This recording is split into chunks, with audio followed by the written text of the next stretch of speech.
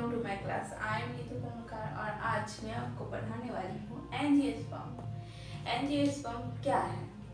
सबसे पहले तो इसको देख लेते हैं कि हम एंजियोस्पर्म तक पहुँचे कैसे और ये है क्या चीज़। इसका एक बेसिक जो माइंडसेट है वो बना लेते हैं कि एंजियोस्पर्म कहाँ से है। सबसे पहले प्लांट किंगडम से ही एंजियोस्पर्म वर्ड जो है वो आया है। लेकिन एंजियोस्पर्म है कहाँ, किस जगह पर है प्लांट किंगडम पर, तो वो हम देख लेते हैं एक बार। मान लीजिए प्लांट किंगडम है, ये रहा प्लांट किंगडम। ठीक है, प्लांट किंगडम में कितने क्लासेस को हम जो है वो पढ़ते हैं, उसमें देखते हैं कि सबसे पहला जो है यानी कि Thallophyta, bryophyta, pteridophyta and Spermatophyta. तो हम चार जो है इसकी क्लासेस को पढ़ते हैं। मतलब कि इसमें कौन कौन सा हम पढ़ते हैं? थैलोफाइटा सबसे, जिसमें हम अलगी के बारे में डिस्कशन करते हैं, यानी कि थैलोफाइटा। मान लीजिए थैलोफाइटा, ये है ब्रायोफाइटा, फिर आता है टेरिडोफाइटा और लास्ट में आता है स्पर्मेटोफाइटा। यही स्पर्मेटोफाइटा जो फोर्थ जो लास्ट वाला क्लास है, जैसे कोई क्लास दो सेक्शन में डिवाइड होता है, उसी तरह ये जो क्लास है लास्ट वाला प्लांट किंगडम का लास्ट क्लास जिसका नाम है स्पर्मेटोफाइटा, वो स्पर्मेटोफाइटा टू, जैसे क्लास दो सेक्शन में डिवाइड होता है इसी तरह ये जो आपका स्पर्मेटोफाइटा है वो भी दो भाग में बढ़ता है। इसमें से पहला भाग क्या है? जिम्नोस्पर्म एंड दूसरा है एंजियोस्पर्म। तो अब समझ में आया कि ये एंजियो आया कहाँ से है, ये प्लांट किंगडम के किस भाग में है। सबसे पहले एंजियोस्पर्म का 4 क्लास होता है। सबसे पहला Thallophyta, bryophyta, pteridophyta and Spermatophyta, जिसमें से दो ग्रुप जिम्नोस्पर्म, जिसमें कि सीड, जिस प्लांट में सीड नहीं होता है उसको हम जिम्नोस्पर्म में डिस्कस करते हैं। जिसमें सीड होता है यानी कि मतलब जिम्नोस्पर्म में क्या होता है, फ्रूट नहीं होता है, सिर्फ और सिर्फ सीड होता है, वो होता है जिम्नोस्पर्म। एंजियोस्पर्म क्या होता है, सीड तो होता ही है लेकिन साथ में क्या होता है, फ्रूट भी होता है। तो फ्रूट वाले प्लांट एंजियोस्पर्म होते हैं। बाकी के सारे जो हैं टेरिडो, ब्रायोफाइटा, टेरिडोफाइटा, जिम्नोस्पर्म, एक जो है स्पर्मेटोफाइटा का एक पार्ट जिम्नोस्पर्म, ये सारा का सारा कंप्लीट हो चुका है। सबका एक सेपरेट जो है टॉपिक जो है कवर करवा चुके हैं, जो अलग अलग है। आप चाहे तो पहले उसे भी देख सकते हैं, लेकिन इसमें हम बात करते हैं एंजियोस्पर्म। अब आते हैं कि एंजियोस्पर्म का है क्या चीज।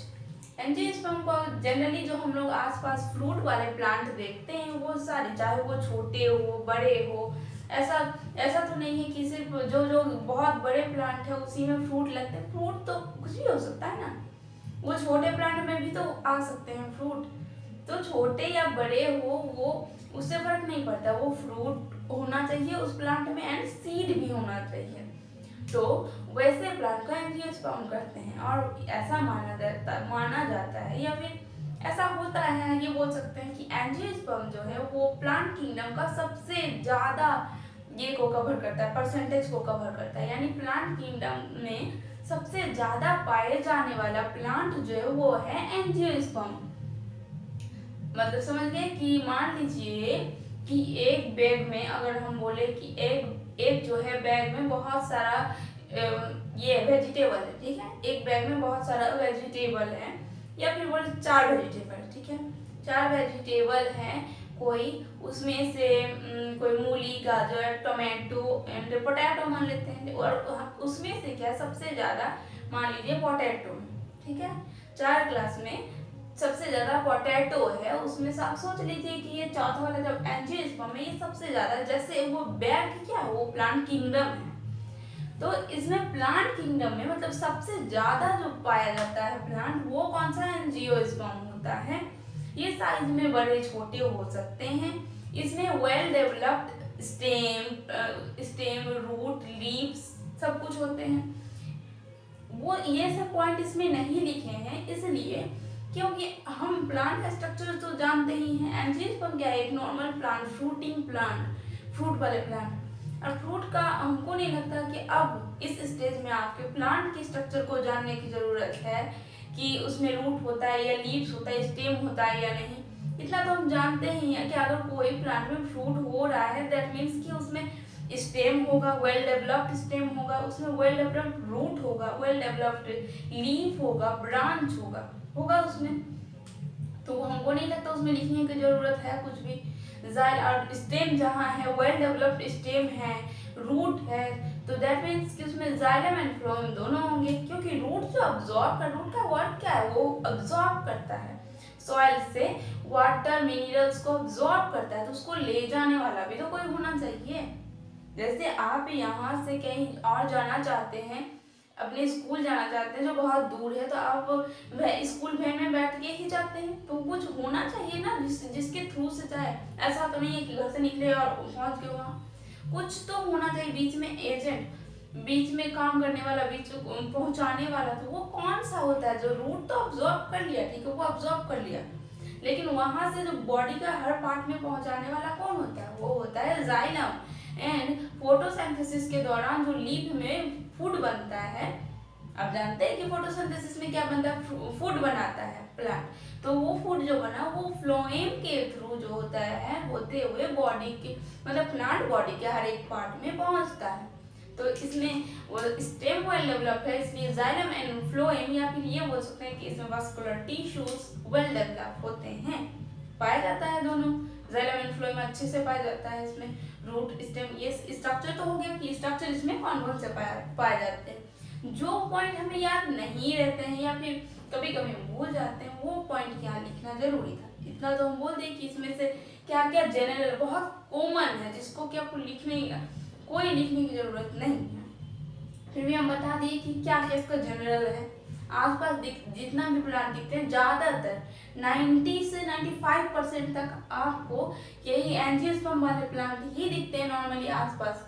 अगर आप पहाड़ी इलाका में रहते हैं तो फिर आपको टेरिडोफाइटा एंड ब्रायोफाइटा दिख सकते हैं, लेकिन अगर प्लेन सरफेस वाले एरिया में रहते हैं आप, तो उस जगह पे आपको क्या दिखेगा, उसमें ज्यादातर एंजियोस्पर्म वाले प्लांट ही दिखेंगे आसपास, इसीलिए इसको कहा जाता है कि सबसे ज्यादा ये पाया जाता है।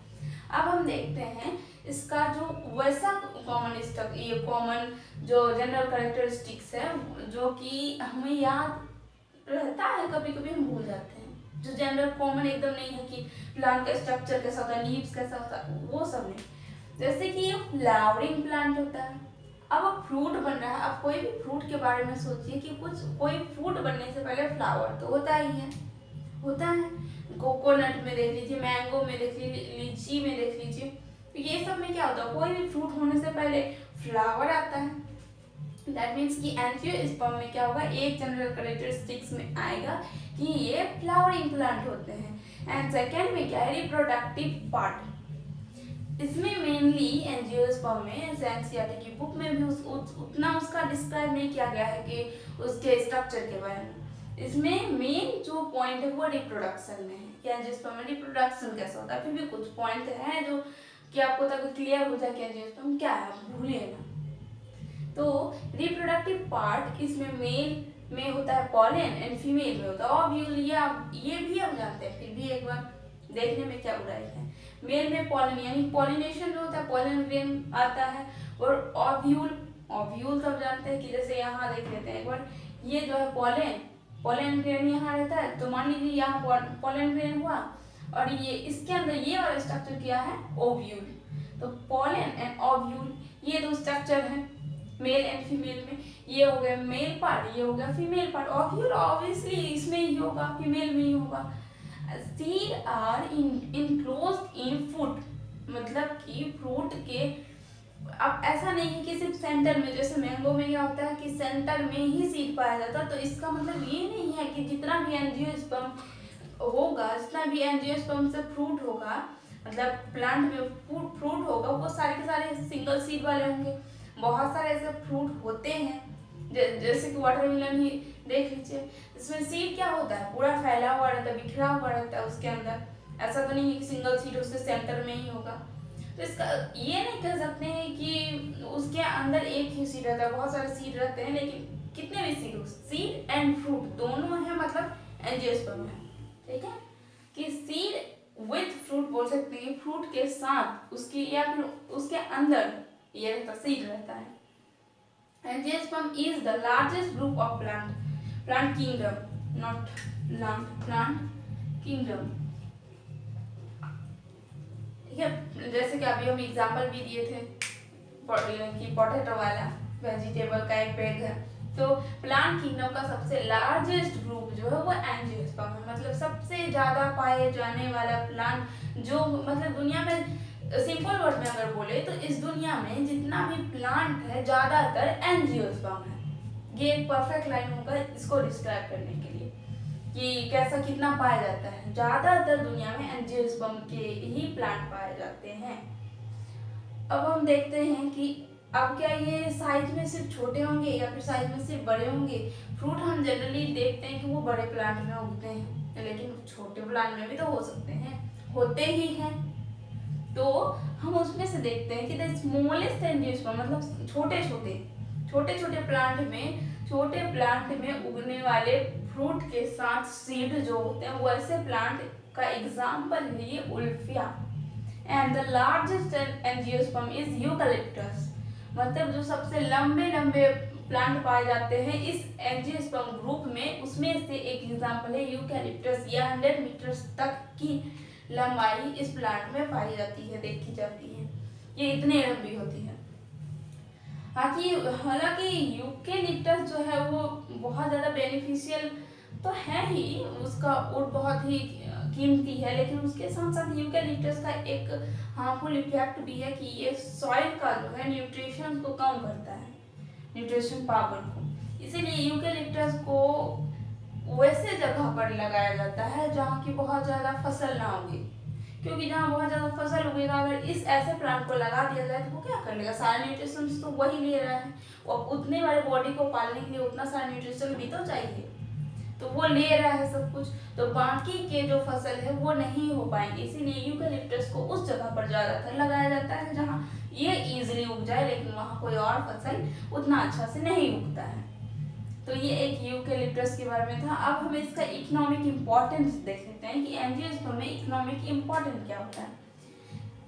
हम जानते हैं अगर फ्रूट वाले प्लांट है तो खाने में तो काम आएगा ही, एज ए फूड तो हम उसको यूज करेंगे ही। फ्रूट तो हम लोग के न्यूट्रिशन का एक बहुत अच्छा सोर्स है, विटामिन मिनरल्स का बहुत अच्छा सोर्स है फ्रूट, तो ये फूड के रूप में तो यूज होगा ही। तो पहला पॉइंट जो होगा इकोनॉमिक इम्पोर्टेंट वो होगा फूड के रूप में हम लोग यूज करते हैं। फिर फ्यूल, जिसके लकड़ी को हम लोग जलाने में यूज करते हैं।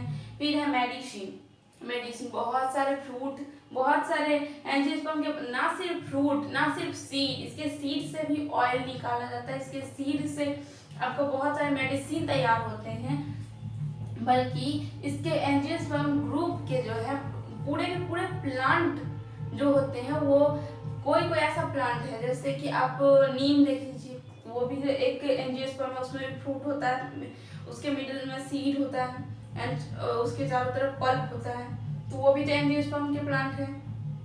तो आप खुद देखिए कि नीम कितना बेनिफिशियल है, क्या उसको मेडिसिन के रूप में यूज नहीं किया जाता है। आजकल तो हर एक ब्यूटी प्रोडक्ट में ज़्यादातर नीम का दिखाया जाता है एड में कि नीम इसमें डाला गया, क्यों दिखाया जाता है, ताकि लोग इफेक्टेड हो उससे, लोग उसको सोचे कि अच्छा ये बहुत बेनिफिशियल है, नेचुरली ये बनाया गया होगा, अगर इसमें नीम है तो ये हमारे लिए बहुत बेनिफिशियल है, इसीलिए तो यूज करने के लिए वो मजबूर कर रहा है वो ऐड कर करके उसको।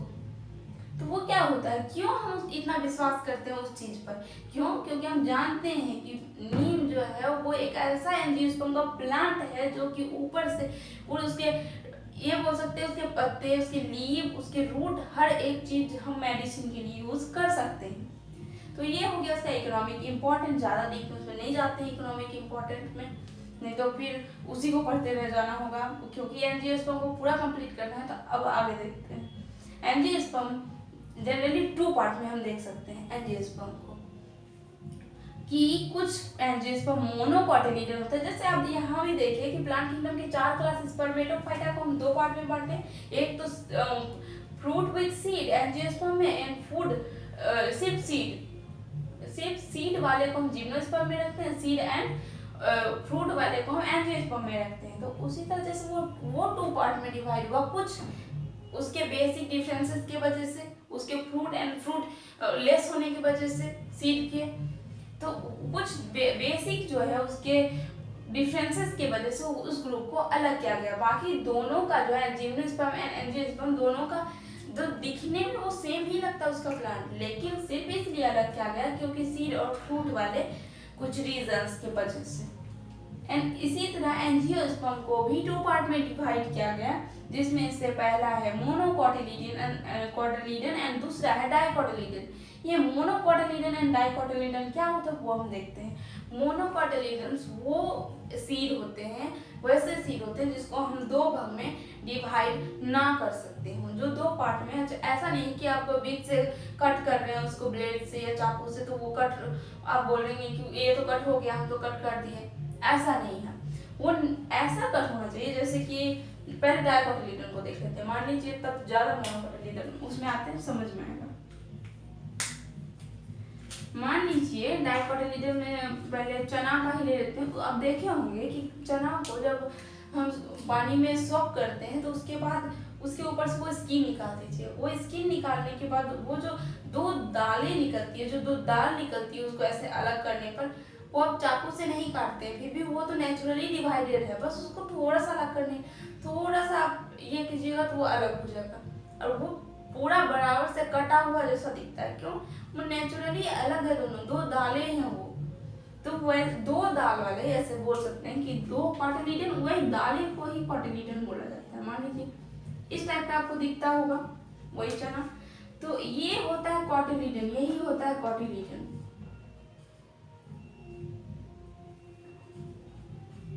ये होता है आपका कोटिलीडन, दालें, मतलब 2 दाल इसमें अलग हो सकता है। लेकिन आप वही चीज अगर आप गेहूं में देखते हैं तो क्या आप उसको 2 भाग में इस तरह से अलग कर सकते हैं? वो नेचुरली उस तरह कट के अलग हो सकता है? नहीं हो सकता है, वो नहीं होगा। इसीलिए वो मोनोकोटिलीडन है गेहूं, जिसको आप बोल सकते हैं कि जो नेचुरली 2 दालें हम उसका अलग नहीं कर सकते, वो है मोनोकोटिलीडन। ये जो दालें हैं इसी को कोटिलीडन बोला जाता है। तो जिसमें 2 कोटिलीडन है वो डाइकोटिलीडन। मोनोकोटिलीडन जिसमें कि सिंगल कोटिलीडन है, जो कि अलग नहीं कर सकते जिसको हम। और क्या सिर्फ इसको कोटिलीडन से ही हम मोनोकोट एंड डाइकोट को पहचान सकते हैं? नहीं, इसके कुछ और भी ये है कैरेक्टर्स है जिसके थ्रू से हम मोनोकोटिलीडन एंड डाइकोटिलीडन को पहचान सकते हैं। उसमें से पहला है, वो तो हम लिखे हैं कि ये मोनोकोटिलीडन में सिंगल मोनोकोटिलीडन है उसके, ये तो नाम में ही पता चल रहा है। मोनो मतलब सिंगल, डाई मतलब 2।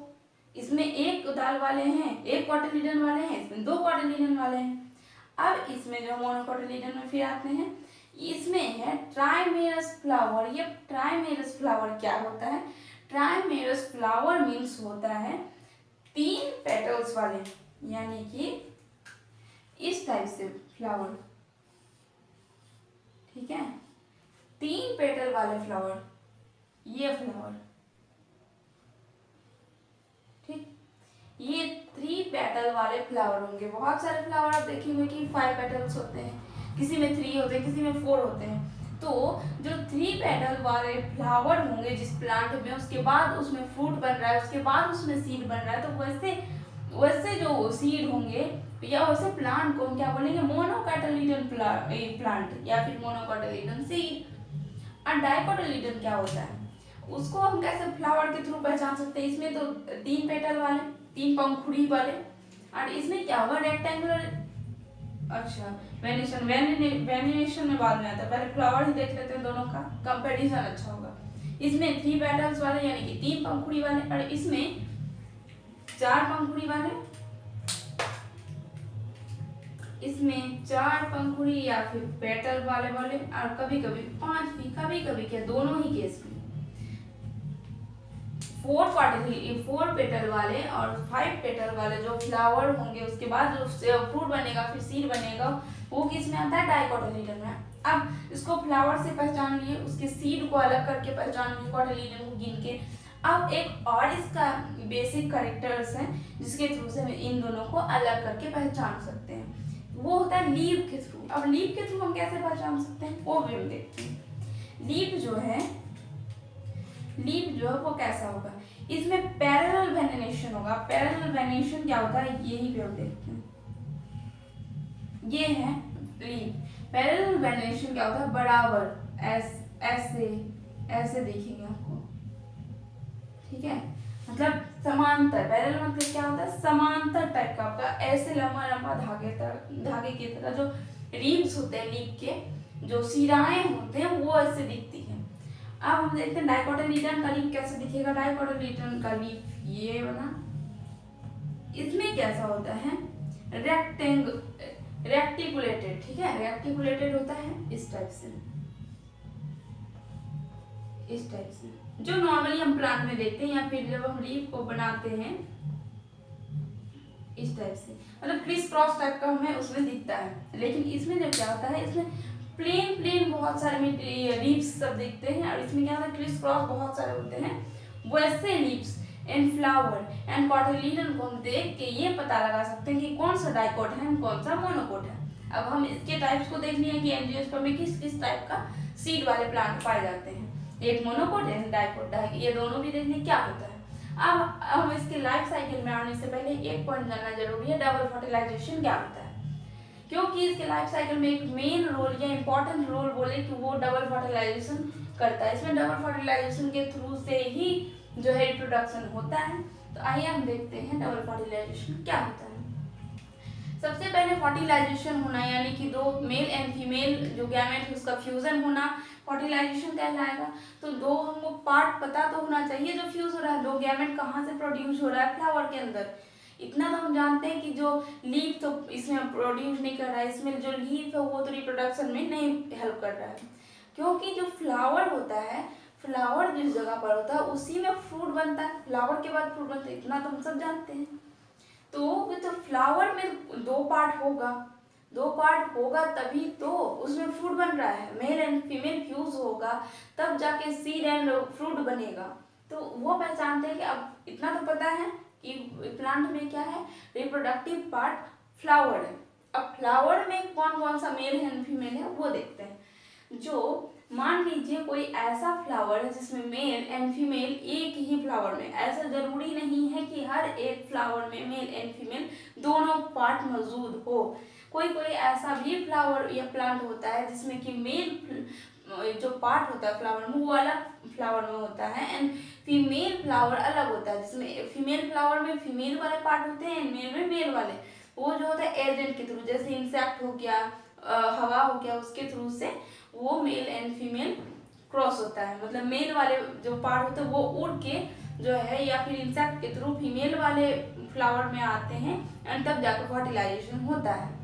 लेकिन फ्रूट जो होगा वो सिर्फ फीमेल वाले फ्लावर में ही होगा, क्योंकि पॉलन ग्रेन यानी कि मेल पार्ट जिसको पॉलन ग्रेन बोलते हैं वो किसी थ्रू से जाके फीमेल फ्लावर में जाएगा।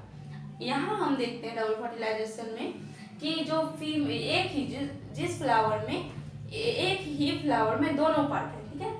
तो ये है इसका फीमेल, ये एक फ्लावर है, हम जानते हैं ये पेटल है। उसके बाद इसमें जो ये वाला पार्ट है, ये वाला बीच वाला पार्ट, जैसे अब अगर हाइबिस्कस को ले अपने माइंड में, तो उसमें देखिएगा कि एक लंबा जैसा रीब्स जैसा निकलता है, एक लंबा जैसा डंडा निकलता है जिसमें जिसके ऊपर थोड़ा सा मोटा जैसा पोलन बाकी के तुलना में वो थोड़ा सा मोटा होता है। तो वो क्या होता है, वो ही स्टिग्मा होता है। तो ऐसा एक फ्लावरिंग स्ट्रक्चर है जिसके मिड एकदम बीच में जो है वो क्या है, स्टिग्मा है। इसी को हम फीमेल पार्ट बोलते हैं और इसी स्टिग्मा के नीचे एरिया में ओवरी होता है, जो कि फीमेल का, जानते हैं फीमेल का क्या होता है, बीच ओवरी को ही रिप्रोडक्टिव पार्ट बोलते हैं। तो ये स्टिग्मा के अंदर ओवरी पाया जाता है, इसी को फीमेल रिप्रोडक्टिव पार्ट बोलते हैं। एंड ये वाला पार्ट को क्या बोला जाता है, स्टामेन बोला जाता है, जिसमें क्या है, जिसमें ये तो ओवरी हमको पता है किसके अंदर ओवरी है, इसमें क्या है, पोलन। स्टामेन मेल पार्ट है फ्लावर का जिसके अंदर पोलन पाया जाता है। डबल फर्टिलाइजेशन अब देखते हैं, अब वो पार्ट पता है, अब फ्यूजन कैसे होता है वो हम देखते हैं। डबल फर्टिलाइजेशन कैसे होगा, यहाँ पोलन है हम जानते हैं। मान लीजिए कोई इंसेक्ट बैठा है, यहाँ कोई इंसेक्ट आया और यहाँ से पोलन को यहाँ ले आया, या फिर ये अगर मेल पार्ट इस फ्लावर में नहीं प्रेजेंट रहता तो कहीं और से ले आता है इंसेक्ट, और जब ये यहाँ बैठता तो यहाँ पोलन ग्रेन आ गया। अब हम यहाँ देखते हैं पोलन ग्रेन आने के बाद क्या होता है। जब पोलन ग्रेन यहाँ पहुँच जाता है तो ये पोलन ग्रेन यहाँ जर्मिनेट होता है। जर्मिनेट होने के बाद ये पोलन ग्रेन जो है पोलन ट्यूब बनाता है। पोलन ट्यूब जो है, मान लीजिए ये एक पोलन है, ठीक है, कोई एक पोलन यहाँ जर्मिनेट किया, एक पोलन जर्मिनेट किया और ये पोलन ट्यूब। अब अगर आप सोचते हैं क्या एक ही पोलन ग्रेन पहुंचाता है इंसेक्ट, तो बाकी अगर 3-4 पोलन ग्रेन पहुंचा देता है तो क्या होता है। तो देखिए ऐसा होता है कि जैसे ह्यूमन फर्टिलाइजेशन में क्या होता है, एक स्पर्म ओवा के अंदर यानी एग के अंदर प्रवेश कर जाने के बाद ब्लॉक हो जाता है। उसके बाद नेक्स्ट स्पर्म चाहे कितना भी स्ट्रांग हो, कितना भी हेल्दी हो, वो फिर भी इंटर नहीं कर पाएगा। इसी तरह यहाँ भी होता है कि एक पोलन ग्रेन, जो भी पोलन ग्रेन पहला होगा, जो पहले जर्मिनेट करेगा, वो उसी के साथ ही फ्यूज होगा। बाकी का कितना भी पोलन ग्रेन हेल्दी हो वो अंदर नहीं जा पाएगा, ये एक ब्लॉक बन जाता है।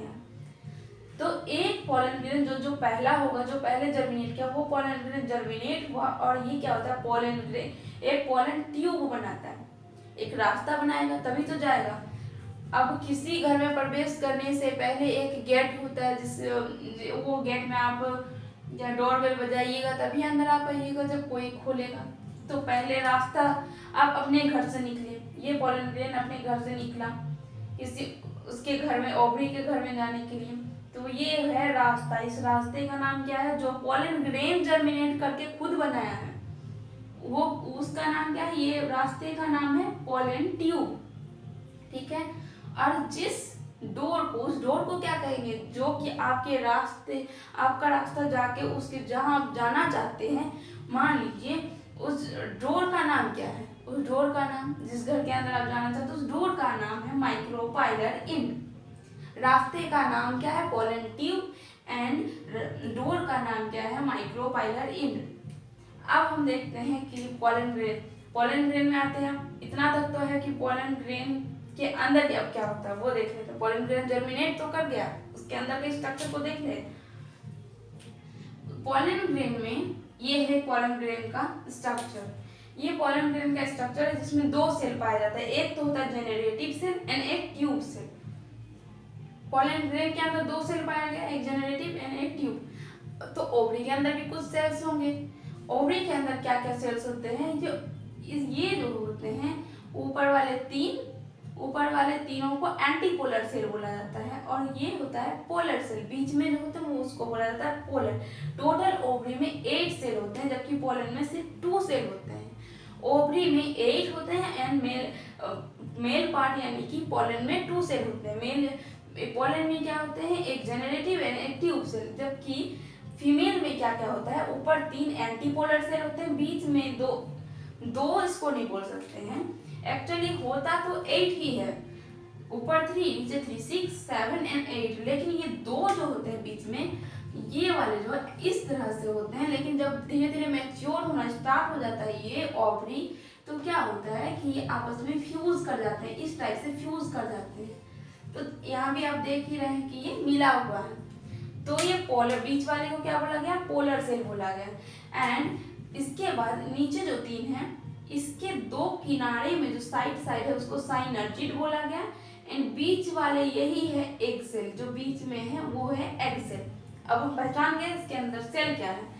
कहाँ तक हम पहुंच चुके थे, जर्मिनेट हो चुका था या पोलन ग्रेन, वो पोलन ट्यूब बना के यानी कि रास्ता बना के यहाँ गेट तक पहुंचा, डोर तक पहुंचा, जहाँ कहाँ उसका नाम क्या था, माइक्रोपाइलर इंड।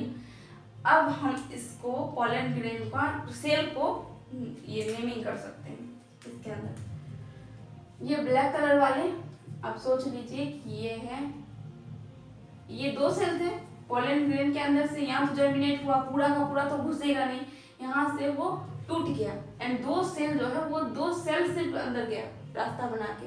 अब पूरा का पूरा तो अंदर नहीं जा सकता, वो बहुत छोटा सा रास्ता होता है उसकी। तो ये क्या होता है, ब्रेक, यहाँ जो है तो टूट जाता है, ब्रेक हो जाता है, एंड 2 सेल जो होता है वो अंदर चला जाता है।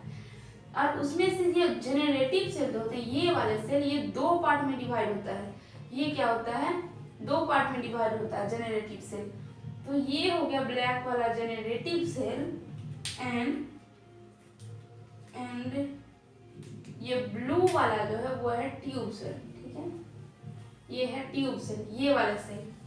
ये कुछ नहीं होता, ये माइटोटिक डिवीजन यानी कि 2 पार्ट में बट जाना। ये जेनरेटिव सेल जो है पोलन ग्रेन का, ये 2 पार्ट में डिवाइड हो जाता है, जबकि ट्यूब सेल जैसा का वैसा रहता है, वो कुछ डिवीजन नहीं होता उसमें। तो ये जो जेनरेटिव सेल है वो अब अंदर आएगा, लेकिन क्या होता है ये जो है साइनर्जिड जो है वो ये वाला दोनों साइड में जो साइनर्जिड सेल है इस रास्ते को ब्लॉक किए हुए रहता है, ये इस टाइप से ब्लॉक किए रहता है रास्ते को। तो अब ये जाएगा कैसे जेनरेटिव सेल, तो ट्यूब सेल जा रहा है धीरे धीरे धीरे, और वो क्या कर रहा है, ये साइनर्जिड सेल से दोनों साइनर्जिड सेल से वो फ्यूज कर जाता है एंड नष्ट हो जाता है। फिर मतलब फ्यूज करने के बाद तीनों जो है वो नष्ट हो जाता है। ठीक है, तो क्या हुआ, पहली बार ये ट्यूब सेल अंदर गया, यहाँ आया, और ये क्योंकि इस टाइप का स्ट्रक्चर होता है, इस टाइप का स्ट्रक्चर होता है, अगर सही मायने में देखे तो इस टाइप का स्ट्रक्चर होता है जो ब्लॉक किए हुए रहता है, ब्लॉक किए हुए रहता है। और ये एक जेनरेटिव सेल जो है, एक जेनरेटिव सेल क्या करता है, ट्यूब सेल आके इस दोनों साइनर्जिड से फ्यूज करता है और वो खत्म हो जाता है। फ्यूज करने के बाद क्या होता है, वो नष्ट कर देता है। तो फिर ये रास्ता क्लियर होता है और दोनों जेनरेटिव सेल अब अंदर गए। तो क्या क्या अभी तक खत्म हुआ, 2 साइनर्जिड सेल खत्म हो चुका है, एक ट्यूब सेल ये वाले यानी कि पोलन ग्रेन का एक ट्यूब सेल ये वाला खत्म हो चुका है। अब 2 जेनरेटिव सेल वो अंदर गया, घर के अंदर प्रवेश कर चुका है। तो एक जेनरेटिव सेल तो पहले ही जाके क्या हुआ, एग से फ्यूज हो गया। वो जैसे ही एग से फ्यूज हुआ तो एक सिंगल फर्टिलाइजेशन हो गया। एक बार वो फ्यूज करना मतलब फर्टिलाइजेशन होना। तो एक जेनरेटिव सेल और वो नष्ट नहीं हुआ, इसीलिए उसको फर्टिलाइजेशन बोल सकते हैं। जो नष्ट हो गया उसको क्या बोले, जो ये तो आया ट्यूब सेल, वो भी फ्यूज हालांकि किया, तो उसको फर्टिलाइजेशन नहीं बोल सकते क्योंकि वो नष्ट हो गया। वो तो मारने के लिए आया था, फ्यूज करके कुछ बनाया नहीं, वो आया मारधार करके खत्म हो गया। तो ये क्या हुआ, एक जेनरेटिव सेल आया, एग से फ्यूज किया और एक फर्टिलाइजेशन कंप्लीट हुआ। तो दूसरा जेनरेटिव सेल का क्या काम है, दूसरा जेनरेटिव सेल आया और पोलर सेल से थोड़ा सा और आगे बढ़ा और पोलर सेल से फ्यूज कर गया।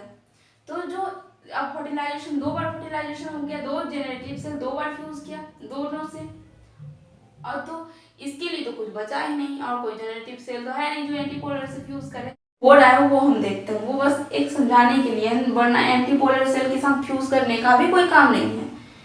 हो सकता था अगर एक और जेनरेटिव सेल रहता और एंटीपोलर से फ्यूज करता तो कुछ और बनता, जैसे कि जिम्नोस्पर्म में फ्रूट नहीं था लेकिन एंजियोस्पर्म में फ्रूट आया, हो सकता है इसके लिए जेनरेटिव सेल रहता तो कुछ और बनता। तो इसी टाइप से जो है साइनर्जिड दोनों खत्म हुए, एक से फ्यूज हुआ एंड एक पोलर सेल से फ्यूज हुआ। जो सेल देखिए यहाँ हम लिखे भी हैं कि 2 मेल एंड फीमेल पार्ट में, यानी कि 2 जेनरेटिव सेल, ट्यूब सेल तो खत्म हो गया, एक जेनरेटिव सेल जब एग से फ्यूज होता है तो क्या बनाता है, सीड बनाता है। वो सीड बनाता है, क्या बनाता है, सीड। एंड दूसरा जेनरेटिव सेल जो कि इससे फ्यूज किया, एक से फ्यूज किया, जो क्या बनाया, सीड बनाया। जो पोलर सेल से फ्यूज किया है वो क्या बनाया, इंडोस्पर्म, यानी इसको फ्रूट बोलते हैं, यानी कि फ्रूट। यही इंडोस्पर्म को ही फ्रूट बोलते हैं, जो क्या करता है, सीड को न्यूट्रिशन देता है ताकि सीड मैच्योर हो। मेन काम उसका वो है, वो आपके खाने के लिए नहीं बनाता है प्लांट फ्रूट को। तो ये 2 बार चूंकि ये होता है फर्टिलाइजेशन, इसीलिए इसको डबल फर्टिलाइजेशन कहते हैं। तो आई थिंक डबल फर्टिलाइजेशन में आपको कोई कंफ्यूजन नहीं हुआ होगा, क्योंकि हम पूरा अच्छा से डिस्कस किए कि कैसे मेल का दोनों ये एक जेनरेटिव सेल एक ट्यूब सेल फ्यूज करता है, 2 बार फ्यूज करता है, इसलिए इसको डबल फर्टिलाइजेशन कहते हैं। तो ये क्या है, ये है डबल फर्टिलाइजेशन, ये है डबल फर्टिलाइजेशन। ये दोनों मिलकर एक जेनरेटिव सेल एग से, फिर एक जेनरेटिव सेल पोलर सेल से, एक बनाता है सीड, एक बनाता है इंडोस्पर्म। ये हो गया। अब एंजियोस्पर्म का बचा है सिर्फ लाइफ साइकिल। इसका लाइफ साइकिल कैसा होता है वो हम देख लेते हैं, उसके बाद ये टॉपिक कंप्लीट हो जाएगा। तो ये है एंजियोस्पर्म का लाइफ साइकिल। लाइफ साइकिल मतलब प्लांट के फ्लावर से फिर से फ्लावर तक, यानी कि फिर से प्लांट तक कैसे बनता है। तो फ्लावर, इसमें हम देख लेते हैं कि ये हम जब पहले भी बता चुके हैं, फिर भी एक बार हम देख लेते हैं कि ये है फीमेल पार्ट यानी कि स्टिग्मा, एंड ये है पिस्टिल यानी यहाँ पॉलन ग्रेन होगा, ये ओव्यूल, ये मेल पार्ट है, ये फीमेल पार्ट है, ठीक है। ओव्यूल जो है कुछ इस टाइप का दिखता है। अब शुरू से ही जो है कोई चीज मैच्योर नहीं होता है, कोई प्लांट इतना जब बड़ा रहता है तब से तो फ्रूट होना उसमें स्टार्ट नहीं होता है, वो धीरे धीरे मैच्योर होता है, बड़ा होता है, फ्लावर आना स्टार्ट होता है, तब जाकर उसमें फ्रूट बनता है। उसी टाइप से ये जो इस फीमेल पार्ट है, इसमें भी जो इसका ओवरी है वो भी हमेशा से ही हमें ऐसा नहीं था, मैच्योर नहीं था, 8 सेल वाला स्ट्रक्चर का। तो ये क्या था, हमेशा से मैच्योर नहीं था। लेकिन मैच्योर होने से पहले यानी कि ये वाला स्ट्रक्चर जो डबल फर्टिलाइजेशन में हम देखे, ये वाला स्ट्रक्चर आने तक का क्या सफर है इसका, मतलब यहाँ तक ये कैसे बना, ये तो मैच्योर वाला स्टेज है इसका। तो प्री मैच्योर स्टेज इस टाइप से कुछ फ्लावर में रहता है, वो हम देखते हैं कि इस टाइप से रहता है। इसमें से एक पार्ट, ये वाला जो इतना सारा पॉइंट है उसमें से एक पॉइंट को हम ले आए यहाँ by differentiated of one nuclear cell, मतलब इस न्यूक्लियर का डिफरेंशिएटेड से 1 मेगास्पोर बनता है। हम जानते हैं ये बात, या फिर नहीं जानते तो सुन लीजिए कि जो फीमेल पार्ट जो होता है, जिसको अभी हम बोल रहे हैं ओव्यूल बोल रहे हैं, ओवरी बोल रहे हैं, वो क्या था पहले, ब्रायोफाइटा टेरिडोफाइटा में हम क्या पढ़े कि वो स्पोर से जो नेक्स्ट जनरेशन का हो रहा था, जिसमें फीमेल पार्ट में जो क्या हो रहा था, एक फीमेल स्पोर्स हो रहा था, जिसको हम antheridium archegonium, and male part को हम बोल रहे थे एंथ्रीडियम। तो एंजियोस्पर्म में जो है इसमें भी तो स्पोर होंगे, इसमें फीमेल मेगा स्पोर्स, बहुत जगह हम ये भी पढ़े कि फीमेल को क्या मेगा स्पोर्स बोला जाता है, ऐसे भी हम जानते हैं ह्यूमन में भी, या फिर कि ओवरी का साइज जो होता है वो स्पर्म से छोटा होता है। तो उससे भी आप याद रख सकते हैं तो कि मेगा स्पोर मतलब फीमेल स्पोर है ये, एंड माइक्रो स्पोर मतलब ये क्या है, माइक्रो स्पोर्स है, ये माइक्रो स्पोर है, ठीक है। ये मेगा स्पोर है, ये मेगा स्पोर है, 1 मेगा स्पोर डिफरेंशिएटेड से बना, ये वाला एक आया सेल, उसके डिफरेंशिएटेड से 1 मेगा स्पोर बना, जो कि डिप्लॉइड स्ट्रक्चर का था। डिप्लॉइड मतलब 2 and 2 मतलब डबल सेट ऑफ क्रोमोसोम वाले।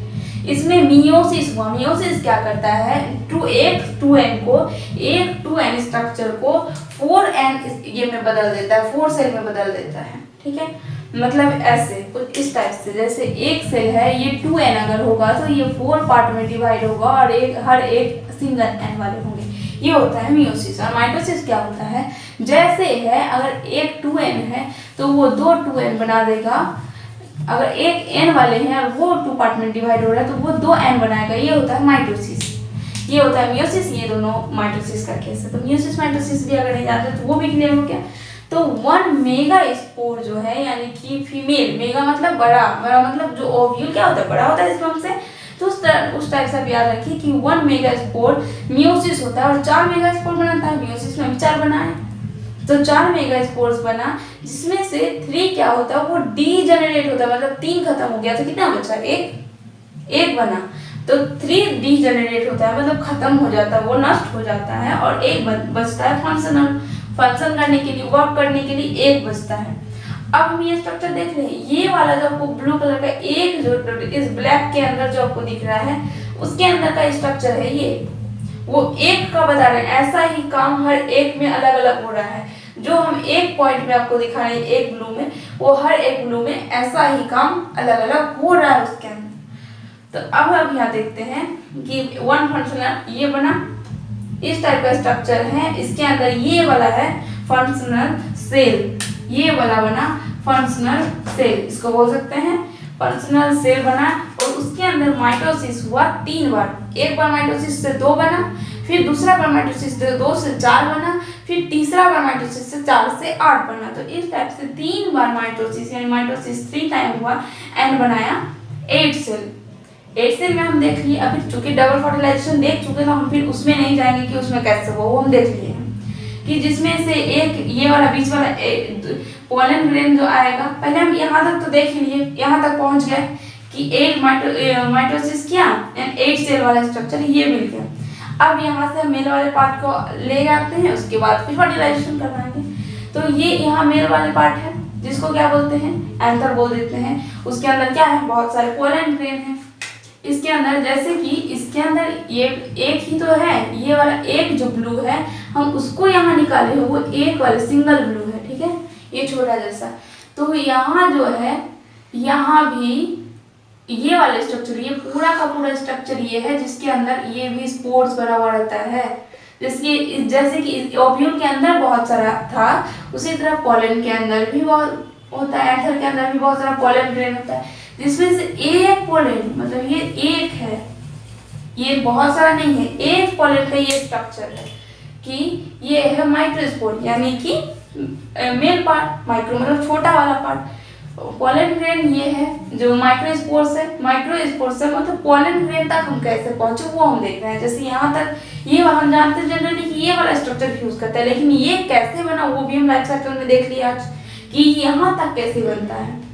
तो ये जो है माइक्रोस्पोर्स यानी कि मेल पार्ट, उसमें क्या होता है, इसमें होता है मियोसिस, फिर मतलब 4 पार्ट में ये डिवाइड हुआ और एक सिंगल बना एन, ठीक है, ये एन वाला अब यहाँ बना पोलन। जैसे यहाँ ये ओवरी बन गया, ओवरी बना ये, उसी टाइप से ये हुआ फीमेल पार्ट, ये हुआ फीमेल और ये हुआ मेल, ठीक है, मेल पार्ट। तो फीमेल पार्ट हम बना चुके हैं, कैसे कैसे बना। अब मेल पार्ट में पोलन ग्रेन में आते हैं कि पोलन ग्रेन कैसे बना, यहाँ तक हम पहुंच गए। अब ये माइक्रोस्पोर है जो 4 पार्ट में डिवाइड हुआ, ये बना 4 पोलन, ठीक है, वो हम सिंगल एक पॉइंट का ले रहे हैं, इतना सारा पॉइंट है जिसमें से एक पॉइंट का बता रहे हैं, ये 4 पार्ट में डिवाइड हुआ एंड एक पोलन ग्रेन यानी ये वाला, ये इसमें डीजेनरेट नहीं हो रहा, वो अलग अलग अपना अपना ऐसे ही स्ट्रक्चर बना रहा है। पोलन ग्रेन एक सिंगल तो बनता नहीं, वो भी भले एक फ्लावर में एक और एक पोलन ग्रेन बहुत सारे होते हैं। तो एक पोलन ग्रेन बनाइए जिसमें से एक है आपका जर्म सेल, जो कि हम देख चुके हैं, जो कि पोलन ट्यूब में आगे क्या होता है 2 पार्ट में डिवाइड हो जाता है, जब एक है ट्यूब सेल, अच्छा जर्म सेल, ये क्या है जर्म सेल, एक है ट्यूब सेल, ठीक है। अब हम पोलन ग्रेन तक भी पहुंच गए, ये है पोलन ग्रेन। अब ये फ्यूज करेगा यानी कि यहाँ आएगा, जनरेट करेगा, और वो तो हम देख ही चुके हैं कि फर्टिलाइजेशन कैसे होता है। एक पॉइंट जो वहाँ छूटा था कि इस एंटीपोलर सेल का क्या होता है। फर्टिलाइजेशन के बाद ये एंटीपोलर सेल अपने आप नष्ट हो जाते हैं, क्योंकि उसके लिए कोई जेनेटिक से तो बचा नहीं, तो वो एक छूट गया था कि कैसे वो नष्ट हो गया, वो नष्ट हो गया फर्टिलाइजेशन के बाद, उसका कोई वर्क नहीं, वो खत्म हो गया। तो इसका जो जर्म सेल है वो क्या होता है पोलन ट्यूब में आने के बाद, जो कि हम देख चुके हैं कि दो जर्म सेल होता है, एक आके एक से फ्यूज करता है, दूसरा ये पोलर सेल से फ्यूज करता है, फर्टिलाइजेशन होता है। जब फर्टिलाइजेशन ये सिंगल एन वाले, ये सिंगल एन वाले, ये हैप्लॉइड है, ये हैप्लॉइड है, ये सारे के सारे हैप्लॉइड है, ये भी हैप्लॉइड, ये भी, लेकिन ये क्या है 2n है, ठीक है। ये डिवाइड करता है, एन क्या आता है यहाँ फर्टिलाइजेशन होता है, सिंगल एन फ्यूज क्या फर्टिलाइजेशन हुआ, कैसे हुआ तो डबल फर्टिलाइजेशन के थ्रू हुआ, डबल फर्टिलाइजेशन, ठीक है, यहाँ हुआ डबल, अब समझ में आएगा, डबल फर्टिलाइजेशन हुआ। वही फर्टिलाइजेशन के बाद जाइगोट बनता है, जाइगोट का ही एक मैच्योर स्टेज जो होता है उसको एम्ब्रियो बोला जाता है, मतलब जाइगोट मैच्योर होकर एम्ब्रियो बनाता है। और यही एम्ब्रियो हम जानते हैं कि सीड का जो ये होता है, सीड एक तरह का एम्ब्रियो का ही डेवलपिंग फॉर्म होता है। तो एम्ब्रियो के बाद सीड बनता है, सीड जर्मिनेट होकर न्यू प्लांट बनता है। तो इस टाइप से प्लांट से फिर उसमें फ्लावर आता है। एक चीज और इसमें है कि ये जो पोलन ग्रेन यहाँ जर्मिनेट हुआ वो इसका था, ठीक है, ऐसे ही दूसरा पोलन ग्रेन फिर जर्मिनेट होगा, ये इसके लिए होगा। इस टाइप से ये हम ये एक वाला जो न्यूक्लियर सेल है उसके बारे में है। ऐसा ही अगर किसी फ्लावर में सिर्फ एक न्यूक्लियर सेल होगा, उसमें एक सीड बनेगा, कोई कोई फ्रूट में बहुत सारा सीड होता है, तो उसमें क्या होता है, बहुत सारा न्यूक्लियर सेल होता है और हर एक के लिए पोलन ग्रेन आता है और इस टाइप का फर्टिलाइजेशन होता है, तो वो अलग अपना अपना सीड बनाता है। इसीलिए बहुत सारे फ्रूट में क्या होता है, कुछ में बहुत सारे सीड होते हैं, यानी कि उसमें बहुत सारा न्यूक्लियर सेल होगा और हर एक का फर्टिलाइजेशन इस टाइप से होगा, तो वो अलग अलग सीड बनाएगा, बहुत सारा सीड बनाएगा। तो इस टाइप से कुछ फ्रूट में जो है ये भी क्लियर हो गया कि कैसे किसी में बहुत सारा सीड होता है और किसी में एक सीड होता है। तो एंजियोस्पर्म में लाइफ साइकिल कंप्लीट होने के बाद अब इसमें कुछ और नहीं बचता, ये कंप्लीट होता है। तो एंजियोस्पर्म कंप्लीट हो गया, बचा है इस चैप्टर में बस कुछ एक और टॉपिक बचा है, वो हम देख लेंगे अलग से। इस एंजियोस्पर्म आज खत्म हो गया। आज के लिए थैंक यू सो मच। अगर आपको अच्छा लगा तो लाइक कीजिए, शेयर कीजिए, सब्सक्राइब कीजिए। Thank you.